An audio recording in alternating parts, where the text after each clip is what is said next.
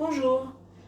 Alors voilà, comme on est confiné à la maison, je propose une recette de chalotes pour Shabbat.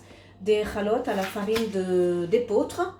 L'épeautre, c'est une farine beaucoup plus digeste, qui a moins de gluten.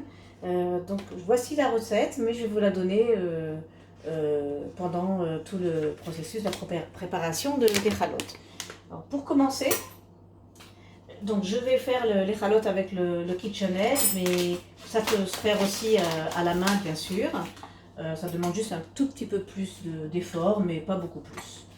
On prend pour commencer 500 g de farine d'épeautre. Donc je pose directement le bol du KitchenAid sur la balance bien sûr, en enlevant la tare, et comme ça c'est beaucoup plus pratique pour peser. Donc on y va, 500 g de farine. Voilà, là on a 503 g, je pense que ça ira. Personne ne dira rien. 10 g ou une cuillère de levure de boulanger. Donc si vous décidez d'être précis, donc n'oubliez pas à chaque fois de rappuyer sur le bouton de la tare à 0 et pour pouvoir peser comme il le faut 10 g.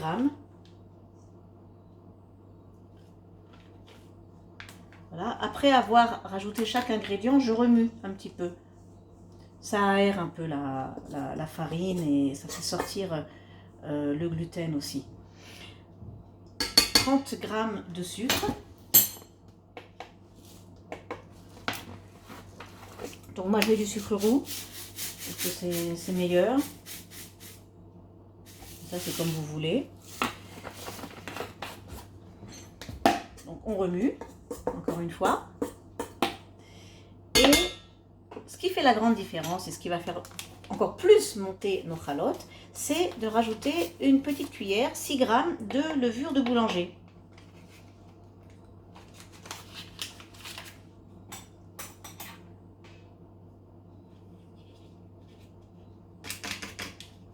Voilà, 6 g de levure de boulanger.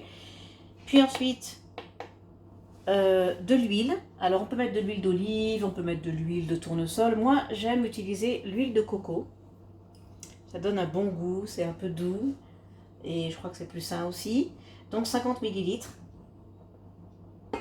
Donc je calcule aussi en grammes sur ma...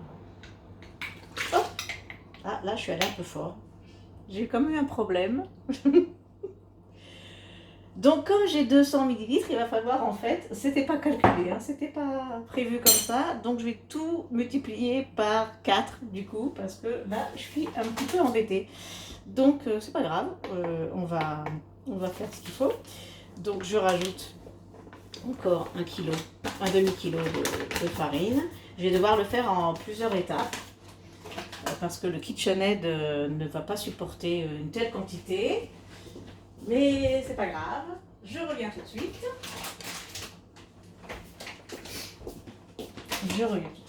Voilà, je suis là. Et je rajoute... Voilà. C'est intéressant hein, ce qui nous est arrivé là. Je rajoute... Pour compléter, je vais pas pouvoir faire 2 kg parce que c'est sûr que le KitchenAid ne va pas supporter, mais je vais faire 1,5 kg. Voilà. Et je mettrai moins d'eau. Normalement, il fallait que je mette un verre d'eau, 240 g d'eau, mais je vais devoir compléter aussi la levure. Ah, c'est un bon gag là, ça m'a plu. Donc, il va falloir que je mette 750 g d'eau.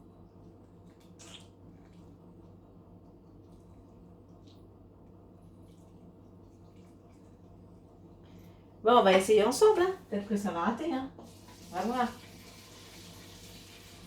Ça se trouve, elles vont sortir super.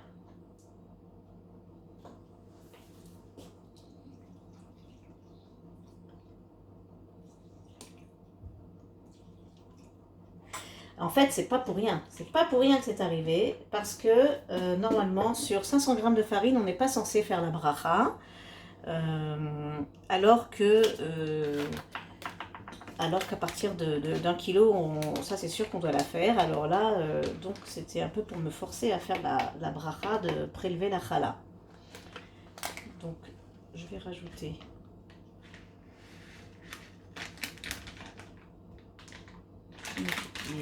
voilà, là j'ai 30 grammes de farine et je vais rajouter aussi de la levure, de levure et de la levure de boulanger.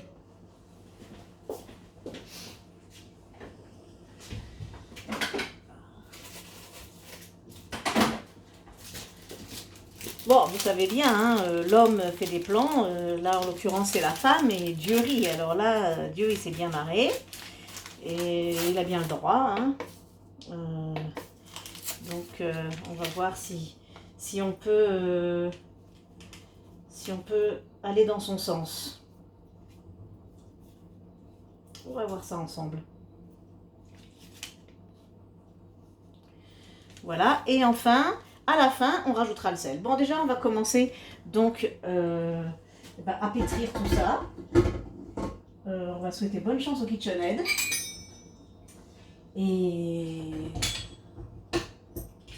Et on y va. C'est parti.